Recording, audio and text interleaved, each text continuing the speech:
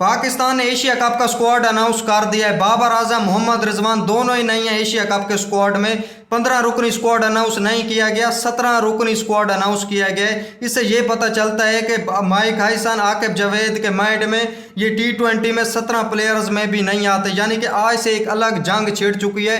ये Asia cup miss मत करना, ये सबसे बड़ा एशिया कप होने वाला है। एक तरफ इंडिया वर्सेस पाकिस्तान, एक तरफ बाबर आजम रिजवान, यानी कि पाकिस्तानी फैन से जंग लड़ेंगे।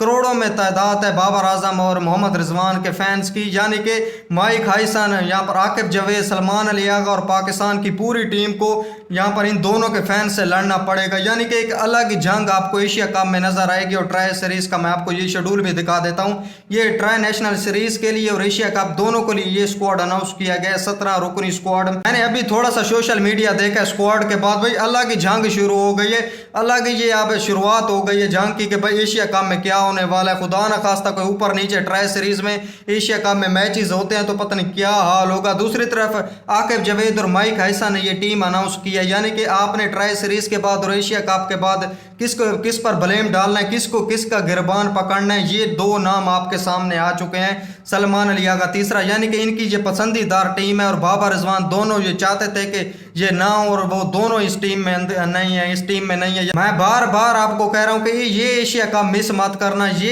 एशिया कप सबसे बड़ा एशिया कप होने वाला है, हर चीज के लिहाज से ये बड़ा एशिया कप होने वाला है। एक तरफ इंडिया पाकिस्तान लड़ेंगे, एक तरफ पाकिस्तान अपने फैन से ही लड़ेगा।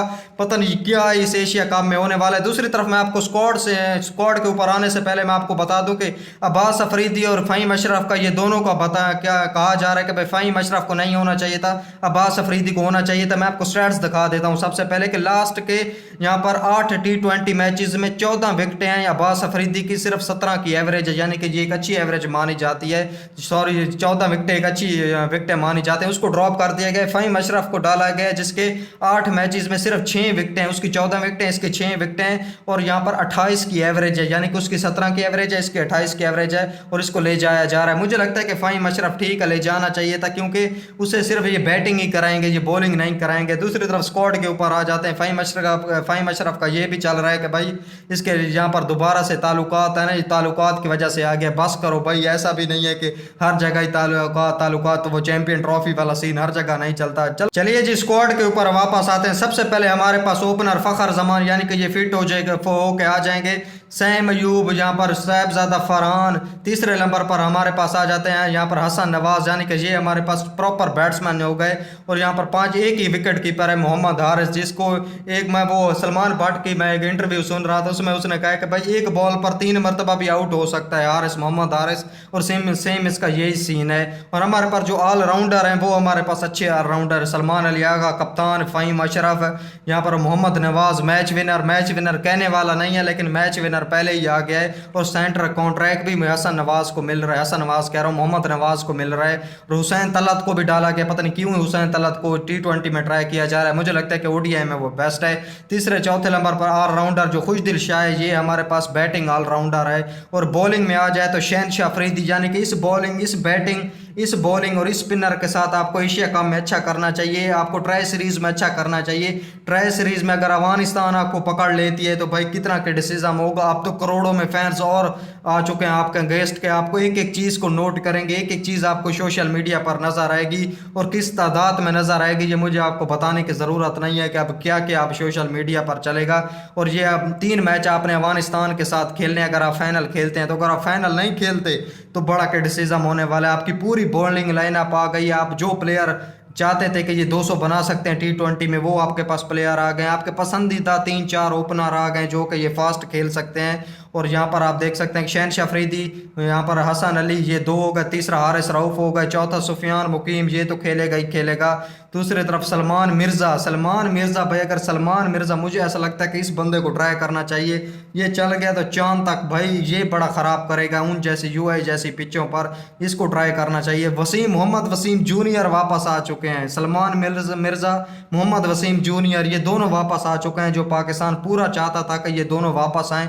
खासतर मोहम्मद वसीम जूनियर, ये बैटिंग भी बंदा कर सकता है, जिसके जो स्लो वंस हैं, यहाँ पर मैं सुन रहा था माइक हाइसन, उसने भी सेम ही बात की है कि जो स्लो वन रन्स पाकिस्तान में सबसे बेस्ट मोहम्मद वसीम जूनियर के हैं और इसी वजह से मोहम्मद वसीम जूनियर को हमने स्क्वाड में रखा है। तीसरे और आखिरी हमारे पास प्लेयर जो आ जाता है इब्रार यानी कि स्पिनर। 2 स्पिनर को पाकिस्तान खिलाएगा, शायद एक मैच विनर को खिलाए और इब्रार को बैठाए, और सुफियान मुकीम तो किसी भी हालत में खेलेगा ही खेलेगा। और यहाँ पर मुझे ऐसा लगता है कि ये स्क्वाड काफ़ी हद तक अच्छा बन गया है, लेकिन अभी भी हुसैन तलत कह रहा हूँ, हुसैन तलत की जगह अब्दुल समद आ सकता था, इरफान खान नियाजी आ सकता था, हैदर अली भी आ सकता था, लेकिन हैदर अली का जो सीन चल रहा है मुझे लगता है कि उसी वजह से उसको नहीं डाला जा रहा। लेकिन ये पिछले जो 3-4 सीरीज से लड़के खेलते हुए आ रहे हैं, ये वही लड़के हैं और अब इनको मुझे लगता है कि अब कुछ करके दिखाना पड़ेगा, वरना पहले ही तलवारें मंडला रही थी, अब और ज़्यादा बढ़ जाएंगी। और सलमान अली आगा पर पहले एक एशिया कप की जिम्मेदारी थी, दूसरी इंडिया वर्सेस पाकिस्तान की थी, अब तीसरी बाबर रिजवान के फैंस की भी आ गई है, यानी कि अब बड़ा कुछ करना पड़ेगा। और जो हमारी ओपनिंग है वो पहले सबसे पहले बाबर को तो बाहर ही निकाल दो, क्योंकि वो तो अब सीन ही मेरे हिसाब से आउट हो चुका है। दूसरी तरफ मुझे ऐसा लगता है कि अगर ये एशिया कप में कुछ नहीं होता, ट्राई सीरीज में अल्लाह ना करे कि कुछ हो इन दोनों में, पाकिस्तान आई होप के जीते, हम सब चाहते हैं कि पाकिस्तान जीते, लेकिन अगर नहीं होता तो फिर बाबर आजम मुझे लगता है कि एशिया कप के डायरेक्ट बाद ही आ जाएंगे, जहाँ पर फैंस को ज़्यादा यानी कि दिल खराब दिल बर्दाश्त होने की ज़्यादा ज़रूरत नहीं है। मुझे ऐसा लगता है कि जो बीस्ट फॉर्म में है वो यहाँ हमारे पास साहबजादा फरहान है, फ़खर जमान अब चौथे पर कह रहे हैं कि लोग ट्राई करेंगे। हमारे पास सैम अयूब ओपनर आ गया जो अच्छी खासी स्पिन कर लेता है, और माइक एहसन आकिब जवेद शुक्र है कि ये खुद टीम अनाउंस करने के लिए आए हैं, ताकि फिर लोग इन्हें ब्लेम डालें और भाई इनकी टीम थी और यही टीम अपनी बना के गए थे। और जैसे अब्बास अफरीदी का मैंने आपको पूरा बता दिया, और फ़हीम अशरफ को मैंने आपको पूरा इनका स्टैट्स बता दिए कि भाई बॉलिंग में तो हो तो ये वो यहाँ पर सीधा सीधा बॉलर ही है अब्बास अफरीदी, यहाँ पर फ़हीम अशरफ को ऐसा बॉलिंग यहाँ पर बैटर ही खिलाया जाता है और वो बॉलिंग बैटर ही खेलेंगे। वैसे उसका कोई सीन नहीं चल रहा कि वो हर रोज़ ही पर्चियों पर आएंगे, ऐसा नहीं होता। बार बार बाबर रिजवान के ऊपर आ जाते हैं दोबारा से। मुझे ऐसा लगता है कि इनको अगर ये 17 रुकनी स्क्वाड में भी नहीं डाले गए तो यानी कि ये बिल्कुल आकिब जावेद के प्लान में नहीं है, माइक एहसन के प्लान में नहीं है। ये पाकिस्तान में जो हवाएं बदलती हैं ये दोनों दोबारा से भी वापस आ सकते हैं, खासकर बाबर आजम। अगर ट्राई सीरीज में बड़ा ही कुछ हो जाता है, पाकिस्तान दोनों मैच अफगानिस्तान से हार जाते हैं, फाइनल में नहीं पहुंच सकता, और यहाँ पर ठीक है ये आगे चले जाएंगे एशिया कप में, लेकिन एशिया कप में अगर वो ग्रुप स्टेज से बाहर हो जाते हैं तो फिर आप पक्का समझेंगे कि बाबर आजम रिटर्निंग वापस आएंगे। उससे पहले मुझे अब आते हुए नजर नहीं आ रहे, यानी कि ये ट्राई सीरीज एशिया कप का ये स्क्वाड है आपका, और आपको इसी को सपोर्ट करना है। सलमान अली आगा और माइक एहसन को इस टीम से कुछ ना कुछ निकालना पड़ेगा, वरना ये फैंस उसका क्या हाल करेंगे वो मुझसे ज़्यादा उनको ही पता होगा, जो अभी से सोशल मीडिया पर जंग शुरू हो गई है, जो कि अब लास्ट जिस दिन एशिया कप का फाइनल होगा वहां तक चलती रहेगी। ठीक है, इस वीडियो को एंड करते हैं। वीडियो पसंद आई है तो वीडियो को लाइक कर देना, चैनल को सब्सक्राइब कर देना। मिलते हैं अगली वीडियो में, अल्लाह हाफिज़।